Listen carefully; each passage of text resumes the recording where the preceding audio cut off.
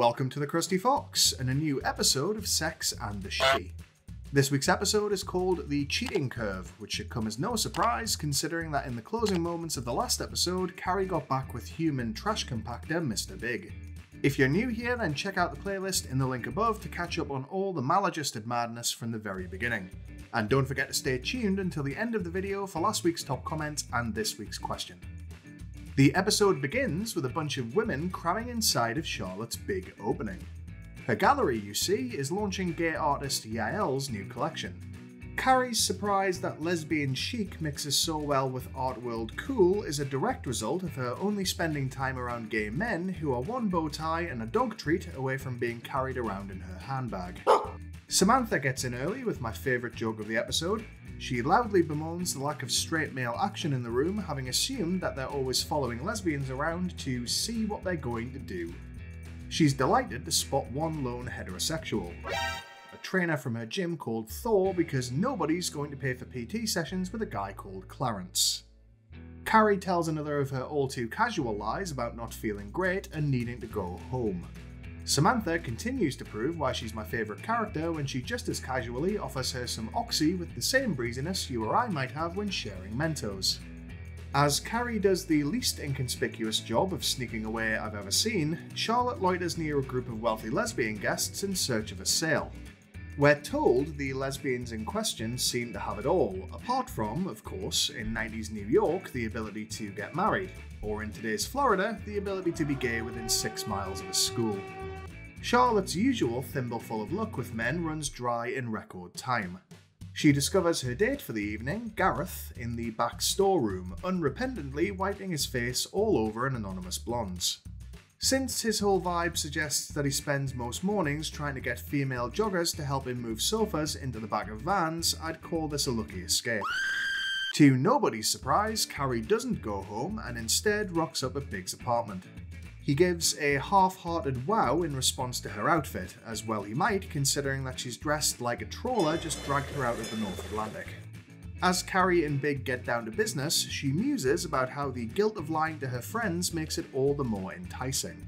The shrewd among you will have by now noticed that Carrie is never more turned on than when she's doing something she knows is wrong. Presumably, we missed out on a deleted shoplifting scene where she busts a nut running across a Whole Foods parking lot with half a salad bar stuffed down her pants. At a market the next day, Charlotte relays her latest man trouble and Carrie unhelpfully suggests that Gareth might not class kissing as cheating. Which is rich coming from someone who often acts like breathing the same air as a member of the opposite sex is grounds for castration. Back home, Carrie turns Samantha's position, that cheating is only cheating if you're caught, into her next column. While there's some mileage in her overall question about the differing interpretations of infidelity, my own view is that thinking of it as Schrodinger's isn't the best place to start. After refusing to accept Gareth's lame excuses for his slimy behaviour, Charlotte decides a change is in order. That change arrives in sapphic wrapping paper when she befriends and goes partying with her lesbian clients. She revels in a world which doesn't revolve around men, as though she isn't the one obsessing about them 24/7. Miranda, meanwhile, has been dating pretentious, know-it-all, ball-lord Harvard alumnus Ethan, who she discovers has a not-so-boring kink. Every time they get jiggy with it, he switches on an in-progress one-handed workout video.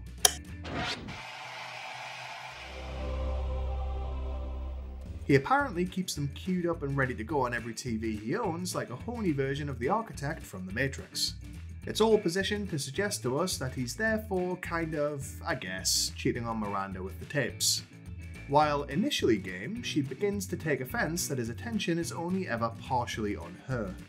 That being said, it is possible that he thought direct eye contact might provoke her murderous rage like a pet chimpanzee that just hit puberty. At Big's place, Carrie proudly declares that she's cooked the only recipe she could ever master: fondue, which is like announcing that you've cured herpes when what you mean is that you've shot every sufferer dead. In uncomfortable scenes, she waves a skewer in his face while giggling like a lunatic and demanding culinary compliments, while he sits there with the wide-eyed terror of a spooked horse. The next morning, Carrie's walk of shame is turned into a promenade of perjury when she bumps into Miranda. Offering a lame, dentist-related excuse to mask her quick escape, she realises that she's therefore kind of, I guess, cheating on her friends with Big. Over pre-movie drinks at Carrie's place, Samantha explains that after taking Thor back to her apartment to have a look at his hammer, he revealed a kink of his own. While shaving her legs, the Prince of Asgard kept right on going to Valhalla and pruned her world tree into the shape of a lightning bolt. Charlotte shows up and mentions that she's going out later with Lydia and the Power Lesbians, which I'm aware makes them sound like a rival band from Jem and the Holograms. Sensing another opportunity for some accidental foreshadowing, Miranda claims that she was a major lesbian in the 4th grade. And 44th grade, apparently. She and Samantha then discover that Charlotte has been lying by omission, leading Lydia and the others on by not revealing that she's straight and therefore kind of, I guess, cheating on them with her thirst for Prince Charming Peen. They urge her to come clean, though evidently not in the way her new friends are hoping she will. Carrie, who's been camped out in the bathroom this whole time, makes one of her more memorable entrances.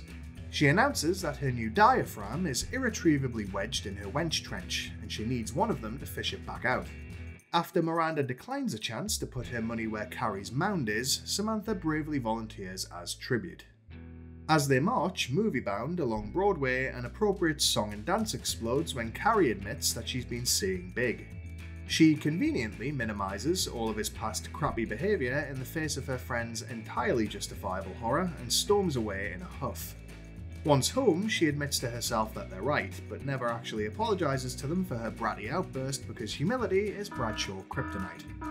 The next day, Charlotte is taken to brunch at the home of Queen lesbian Patty Aston, who wastes no time whatsoever in asking her which team she bats for. Upon establishing that she'd sooner chow down on a bearded blood sausage than a fur burger, Patty abruptly puts a stop to Charlotte's LGBT tourism. While enjoying a bit of naked sauna time at the gym, Samantha encounters another woman branded with the mark of Thor, and he's therefore kind of, I guess, cheating on each of them with the other. We're left to imagine what happens next, because at this relatively early point in the series, the writers still haven't realised that Samantha should have been the lead. Miranda, humiliated by Ethan's preoccupation with top-shelf content, finally draws a line in the sand when he presses pause on her while they're bumping uglies to rewind his latest skin flick.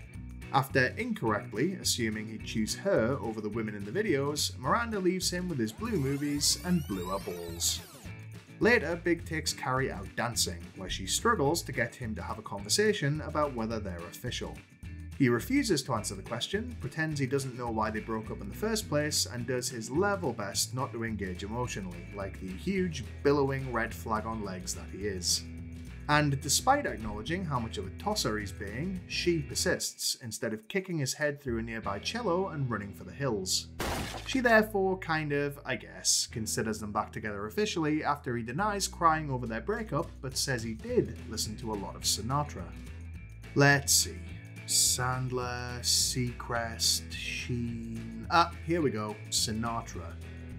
Numerous marriages, extramarital affairs, possible links to organised crime. Yep, that checks out. So that's it for this episode. If you enjoyed it, then please let me know by leaving a like, subscribing for more every week, and sharing these videos like they're the dirty little secret you want the world to know about. Last week, I asked you whether Carrie's fear of an untimely, unwed death was enough to justify her getting back with Big. Commenter Pedro Perez isn't buying it, pointing out that so much as catching sight of her reflection on a bad day probably would have been enough. Or getting a vision of the future, presumably, because holy shit.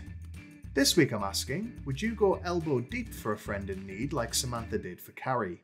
Or would you have found a more creative solution, in which case you know I want to hear what it would have been. Answers in the comments below please, and the best will make an appearance next time. Either way, thanks for watching, and as ever, if you can't be good, be crusty.